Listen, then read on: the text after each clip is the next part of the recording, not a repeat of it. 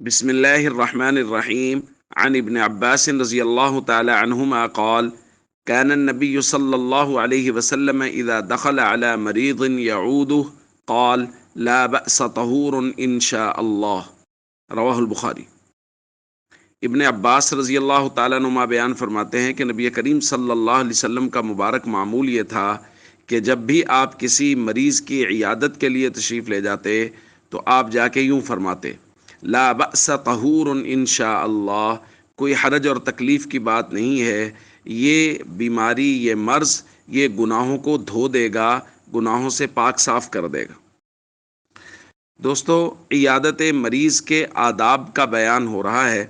ان آداب میں سے ایک ادب یہ ہے کہ جس کی عیادت کے لیے جائیں اس کو دعا دیں۔ نبی کریم صلی اللہ علیہ وسلم سے مختلف دعائیں عیادت مریض کے وقت منقول ہیں۔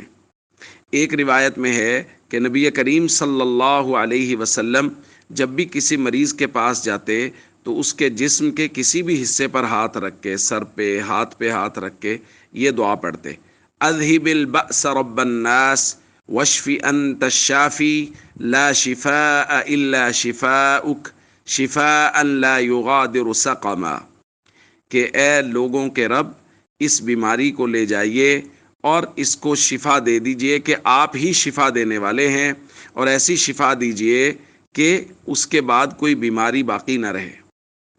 اسی طرح نبی کریم صلی اللہ علیہ وسلم نے ایک روایت میں ارشاد فرمایا: ما من مسلم یعود مسلما فیقول 7 مرات، کوئی بھی مسلمان جب کسی دوسرے مسلمان کی عیادت کے لیے جائے اور 7 مرتبہ یہ کلمات کہے: اسأل اللہ العظیم رب العرش العظیم ان یشفیک، یہ کلمات وہ کہہ دیتا ہے تو اللہ تعالیٰ اس کو ہر مرض سے شفا دے دیتے ہیں، بشرطے کہ اس کی موت کا وقت نہ آ چکا ہو۔